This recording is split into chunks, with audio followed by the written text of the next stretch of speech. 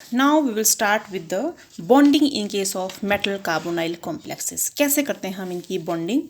तो बॉन्डिंग जो है वो हम देखेंगे कि कार्बन की तरफ से हो रही है बॉन्डिंग या ऑक्सीजन की तरफ से। तो मैंने आपको पहले भी बताया, मैंने आपको बहुत डिटेल में इसका स्ट्रक्चर बताया था।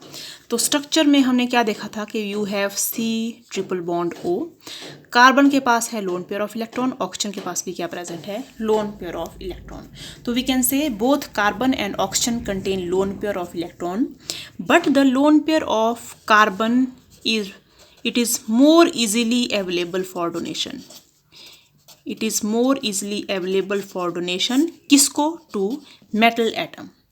टू फॉर्म किस टाइप का बॉन्ड बनाता है? To form dative sigma bond. Dative bond समझते हैं आप? कोऑर्डिनेट बॉन्ड को बोलते हैं डेटिव बॉन्ड, जहाँ पे CO अपना पूरे के पूरा इलेक्ट्रॉन पेयर किसको दे देता है आपके पास? मेटल को।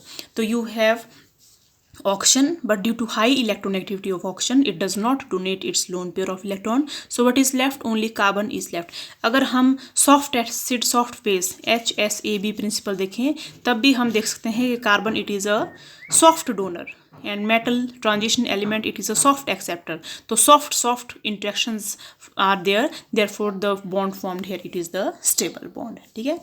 So we can say as a result there is donation of which electron pair is this non bonding electron pair. जब आप इसका मॉलिक्यूलर ऑर्बिटल डायग्राम देखें तो जो कार्बन जो इलेक्ट्रॉन पेयर डोनेट कर रहा है वो कौन सा इलेक्ट्रॉन पेयर है? It is non bonding electron pair. आप स्ट्रक्चर देखो कार्बन मोनोऑक्साइड का डायग्राम, तो ये है मॉलिक्यूलर ऑर्बिटल डायग्राम। तो non bonding electron pair of CO it is donated to the metal atom. टू और कौन से मेटल एटम के कहाँ डोनेट हो रहा है? It is donated into the empty orbital of metal atom. Non-bonding electron pair of carbon monoxide it is donated into the empty d orbital of the metal atom. How we can represent this? I have metal atom, metal का ये orbital है आपके पास empty d orbital, इसके पास कौन आ रहा है? C triple bond O, लेकिन carbon का जो ऑर्बिटल है ये है फिल्ड ऑर्बिटल। कौन सा orbital? This is non bonding field orbital of carbon monoxide.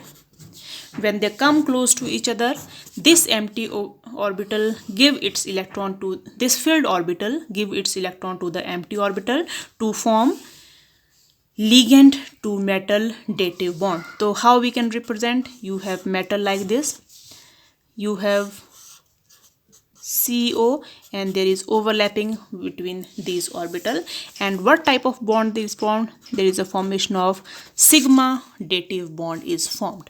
और हम लिख सकते हैं यहाँ पे है ligand, यहाँ पे है metal, ligand से metal की तरफ इलेक्ट्रॉन क्या हो रहा है? Donate, and what type of bond is formed? sigma dative bond is formed. ठीक है? अब देखो क्या होता है कि जब CO ने अपने इलेक्ट्रॉन डेंसिटी मेटल की तरफ शिफ्ट कर दी, transfer of electrons from the empty orbital from this filled orbital of CO to the metal orbital, this will increase the electron density on the metal orbital. इसके ऊपर तो decrease हो जाएगी लेकिन मेटल के ऊपर इलेक्ट्रॉन डेंसिटी क्या हो जाएगी? Increase.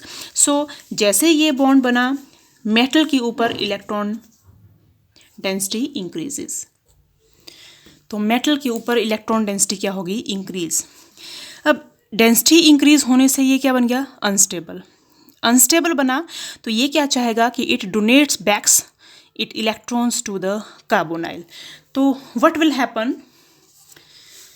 You have metal, now metal is having filled d orbitals also. Due to donation of electron from carbon to metal, electron density on metal increases. Empty orbital के अलावा इसके पास कुछ filled orbital भी present है, ये हैं इसके field orbitals.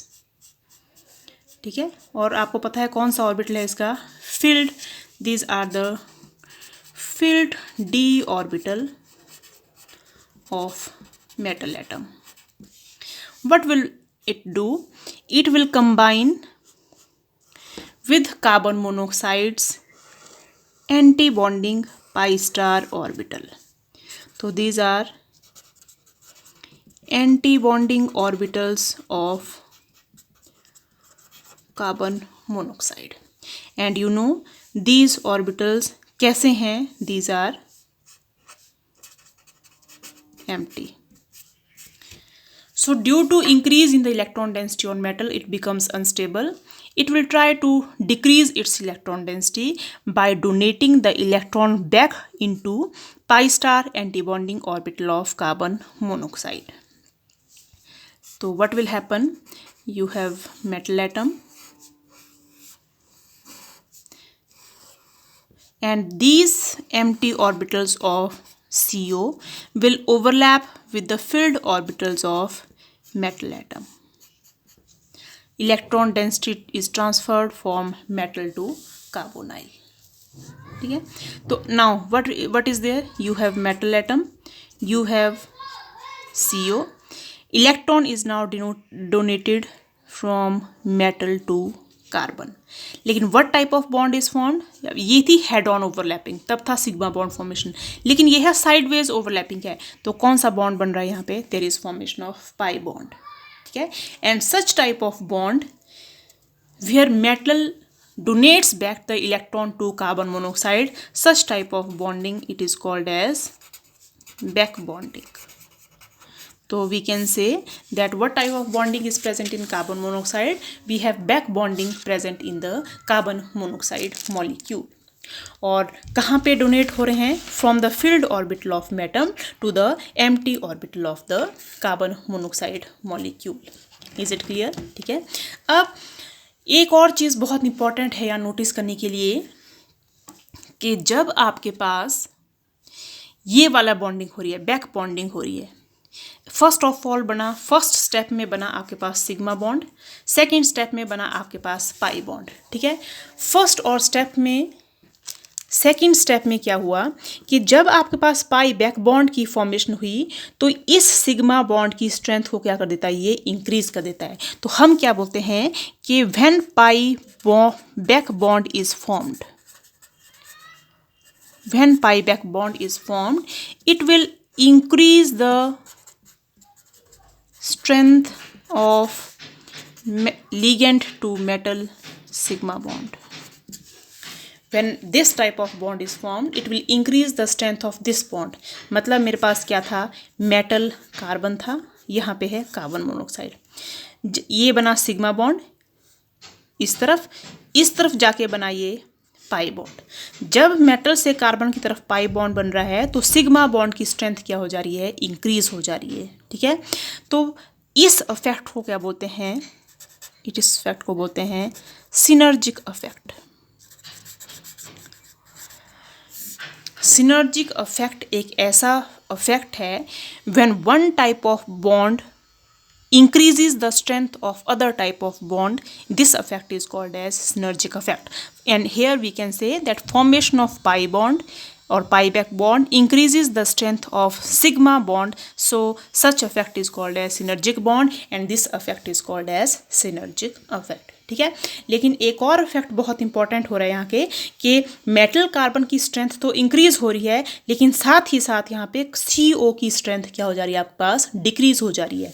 तो अगर मैं लेती हूँ CO का मॉलिक्यूल फ्री, जब अकेला मॉलिक्यूल है, एक ले रही हूँ मैं M जब ये CO मेटल के साथ कोऑर्डिनेटेड है, तो मेटल कार्बन की स्ट्रेंथ तो इंक्रीज हो गई है, लेकिन CO की स्ट्रेंथ क्या होगी यहाँ पे? डिक्रीज. मीन्स जब CO फ्री था आपके पास, ये था स्ट्रॉन्ग बॉन्ड, लेकिन जैसे ही ये मेटल के साथ कोऑर्डिनेट हुआ CO की स्ट्रेंथ क्या होगी यहाँ पे? It has been decrease. यहाँ पे ये बॉन्ड क्या बन गया? It becomes a weaker bond. ठीक है, और ये कहाँ से है हमारे पास एविडेंस कि अगर मैं इसकी बॉन्ड लेंथ देखती हूँ CO मेटल कार्बोनाइल की, तो जब मैं लेती हूँ CO मॉलिक्यूल, फ्री मॉलिक्यूल लेती हूँ, फ्री मतलब जब ये किसी के साथ कोऑर्डिनेट नहीं है, तो फ्री मॉलिक्यूल की बॉन्ड लेंथ है 1.128 एंगस्ट्रॉम. इतनी बॉन्ड लेंथ है. लेकिन जब ये मेटल के साथ कोऑर्डिनेटेड है CO, तो CO की यहाँ पे स्ट्रेंथ होगी 1.15.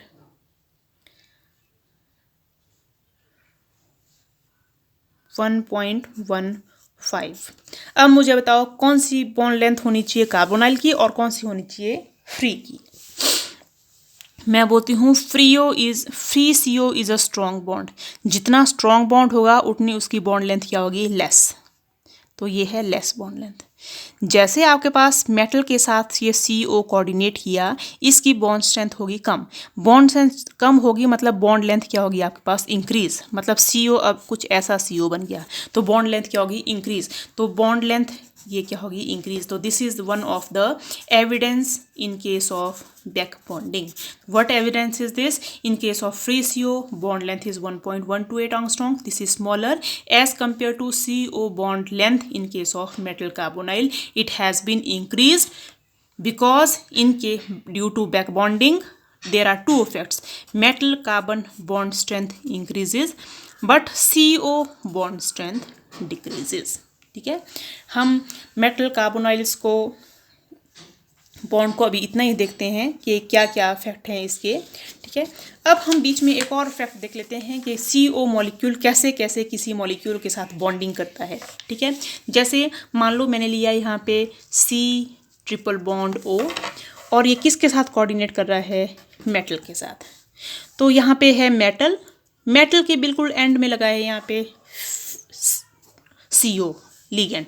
तो हम क्या बोलेंगे, कैसी बॉन्डिंग है, it is terminal ligand. CO it is behaving here as terminal ligand. जैसे आपके पास है Fe के साथ लगा है CO। तो क्या है यहाँ पे, सारे टर्मिनल बॉन्ड बिहेव कर रहा है। ठीक है, दूसरा CO can also behave as a bridged ligand. It can behave as bridged ligand. कैसे बिहेव करेगा bridged ligand, there are two metals और ब्रिज कार्बन इस तरफ भी बॉन्ड फॉर्म कर रहा है, इस तरफ भी बॉन्ड फॉर्म कर रहा है। ठीक है, तो here carbon monoxide it is behaving as a bridged ligand. ठीक है, फॉर एग्जाम्पल है Fe2CO9। स्ट्रक्चर कैसा होता है इसका, Fe CO और ये CO क्या बिहेव कर रहा है यहाँ पे, एज अ ब्रिज्ड लिगेंड। ये वाला CO भी क्या बिहेव कर रहा है यहाँ पे, ब्रिज्ड लिगेंड। और एक और CO ये वाला भी क्या बिहेव कर रहा है यहाँ पे, ब्रिज्ड लिगेंड। तो 3 CO are behaving as bridged ligand and 3 CO are behaving here as terminal ligand. ठीक है, यहाँ पे जो CO है it is behaving as bridge between 2 metal atoms. ज़रूरी ऐसा नहीं है कि ऐसा हो, मेरे पास 3 मेटल एटम भी हो सकते हैं। For example I have metal, I am having carbon monoxide ligand and it is forming bridge simultaneously with 3 metal atoms. ठीक है, तो we can have CO bridge between 2 metal atoms, we can have CO bridge between 3 metal atoms. Is it clear? तो this is brief about the bonding in case of metal carbonyls. You will prepare the note of metal carbonyls. ठीक है, एक और चीज़ मुझे बहुत important बतानी है आपको बैक बॉन्डिंग के केस में, कि as negative charge on metal increases, pi back bonding also increases. As negative charge on metal increases, pi back bonding also increases. For example, I have NiCO4, I have CO4 1 negative. तो अगर मैं यहाँ पे metal के ऊपर oxidation state निकालूँ तो I have X plus 4 into 0 is equal to 0, तो X इजक्वल टू 0। तो चार्ज ऑन निकल इज 0। यहाँ पे मैं निकालूँ it is X plus 4 into 0 is equal to -1 और X इजक्वल टू -1। तो चार्ज कितना है यहाँ पे -1। जितना ज़्यादा नेगेटिव चार्ज मेटल के ऊपर बढ़ेगा। अब जब मैं इसकी बॉन्डिंग हम इसकी बॉन्डिंग शेयर कर रहे थे तो हम क्या देख रहे थे बॉन्डिंग में, कि कार्बोनाइल मेटल में अपने इलेक्ट्रॉन्स डोनेट कर रहा है। ठीक है, डोनेट करने से मेटल के ऊपर इलेक्ट्रॉन डेंसिटी क्या हो रही है, इंक्रीज। और due to increase electron density metal क्या बन जा रहा है, अनस्टेबल। तो अपनी स्टेबिलिटी को अचीव करने के लिए it is donating the electron back to carbonyl. तो अब ये न्यूट्रल होगा तब भी इलेक्ट्रॉन डोनेट कर रहा है। लेकिन अगर इसके ऊपर अब नेगेटिव चार्ज है, नेगेटिव चार्ज ऑलरेडी था, इससे इलेक्ट्रॉन और आए इस तरफ, तो नेगेटिव चार्ज इंक्रीज हो गया, तो जितना ज़्यादा नेगेटिव चार्ज इंटेंसीफाई हो रहा है स्टेबिलिटी उतनी ज़्यादा डिक्रीज हो रही है या उतना ज़्यादा क्या बन रहा है, अनस्टेबल। तो यहाँ पे सेम वही केस है कि यू हैव निकल इन 0 oxidation state, you have cobalt in -1 oxidation state. तो यहाँ पे जब सिग्मा बॉन्ड बना तो CO ने अपने इलेक्ट्रॉन्स दिए निकल इन 0 ऑक्सीडेशन स्टेट के लिए। यहाँ पे जब भी बॉन्ड करना बना तो अगेन कार्बन मोनोऑक्साइड ने अपने इलेक्ट्रॉन दिए, लेकिन अब -1 ऑक्सीडेशन स्टेट ऑलरेडी प्रेजेंट है। तो ज़्यादा अनस्टेबल कौन होगा, with -1 already present, and more electron density is shifted towards cobalt, so it will become more unstable as compared to that of nickel। तो जितना ज़्यादा अनस्टेबल वो उतनी टेंडेंसी से चाहेगा कि उसके इलेक्ट्रॉन बैक चले जाए कार्बन की तरफ, ठीक है। तो ये ज़्यादा स्ट्रांगली अपने डोनेट करेगा electron by pi back bonding as compare to nickel by pi bonding. तो हम बोलेंगे इस केस में pi back bonding is greater as compared to that of NiCO4। तो as the negative charge increases on metal atom, pi back bonding also increases। ठीक है, this is all for bonding। In next lecture we will discuss about the evidences from the vibrational spectroscopy।